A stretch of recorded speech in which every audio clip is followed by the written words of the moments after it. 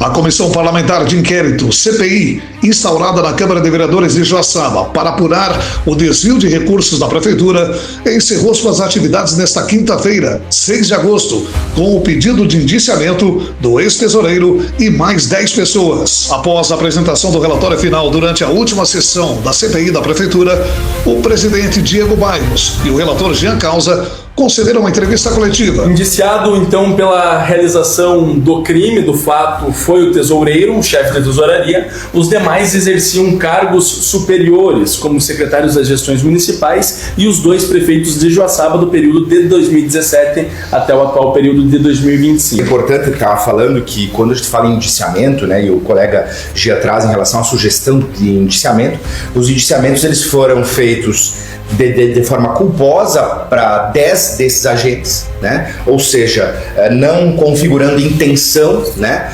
Por confiança excessiva no servidor, por negligência, inclusive, às vezes, da prática do trabalho e de forma dolosa, né? Que é quando existe a intenção, apenas o tesoureiro investigado, que já foi exonerado, enfim, apenas ele, a sugestão nossa é de indiciamento doloso, né? Que no crime a gente chama desta forma. Foram indiciados, então, foram sugeridos os indiciamentos, né, pela Comissão Parlamentar de Inquérito da Prefeitura, o prefeito Wilson Sartori, o ex-prefeito Dioclésio Ragnini, o secretário de Gestão Administrativa e Financeira Jorge Dresch, o secretário de Transparência, Controle e Gestão Pública do município de Joaçaba, Augusto Zaionel, bem como também os secretários de Gestão Administrativa e Financeira, Michel Carlesso Ávila, Tânia Aparecida Durigon, Luiz Carlos Martim, as chefes de contabilidade, Eliane Vier e Fernanda Braga, e também o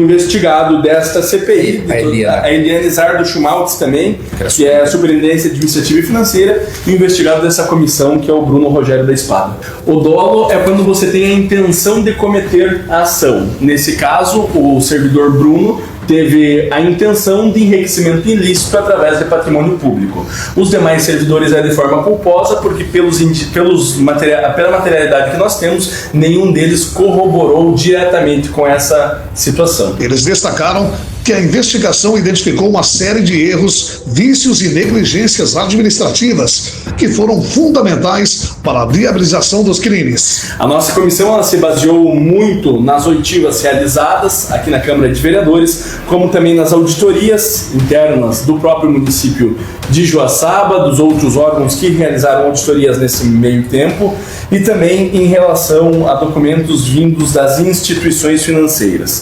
Através de todo esse tempo, nós podemos identificar alguns erros, vícios e negligências que foram peças fundamentais para que o tesoureiro realizasse esses desvios de recursos. Nós observamos principalmente a concentração de funções em cima do tesoureiro.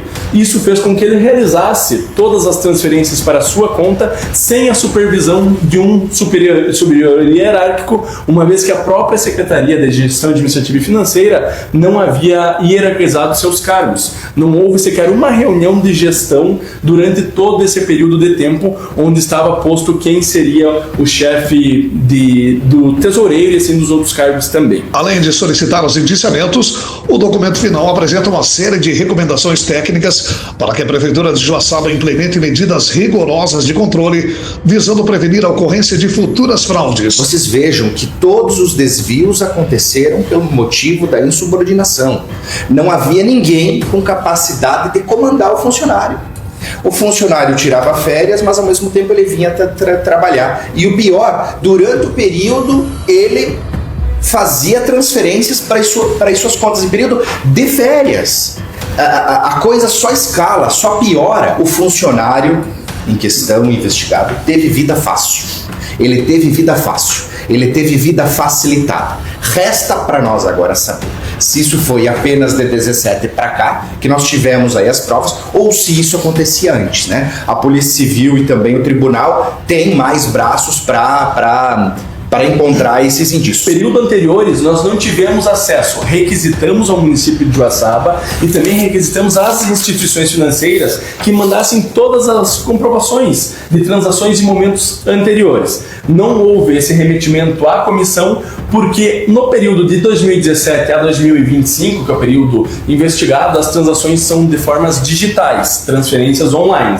Nos períodos anteriores ainda havia a prática do cheque, então não há materialidade suficiente para que a gente conseguisse fazer o avanço dessa investigação. Agora, o prefeito, de posse desse relatório, terá que tomar as atitudes sob pena, né? Porque as sugestões aqui são para preservar o patrimônio público, né? Se o prefeito se omitir, o legislativo, obviamente, terá que tomar as providências. Hoje há uma questão em que nós ainda buscamos entender qual foi o valor apurado, qual foi o valor destinado para as contas do tesoureiro. Nós recebemos documentos fiscais dos bancos, mas nós estamos aguardando os órgãos com capacidade técnica para que consigam dizer qual foi o valor apurado. Demos o valor inicial de 1.700.000, que foi o valor constatado pelo Tribunal de Contas, e estamos esperando que esses órgãos técnicos encaminhem realmente com a quebra do sigilo financeiro bancário do investigado qual o valor real da fraude. A quebra do sigilo, ela é morosa dessa forma?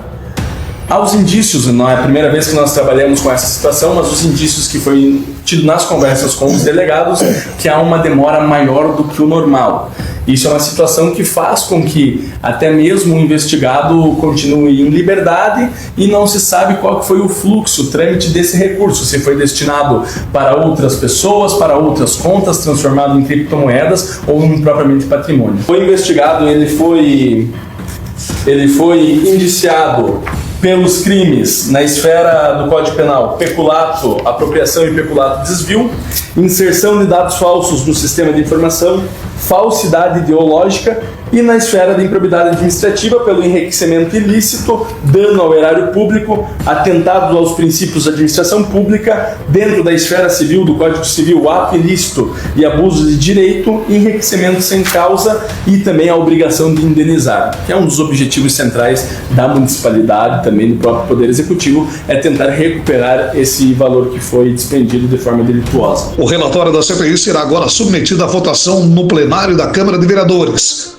Posteriormente, o documento será encaminhado oficialmente ao Ministério Público, ao Tribunal de Contas do Estado, à Polícia Civil e à Procuradoria-Geral do município, para que as providências judiciais e administrativas sejam adotadas.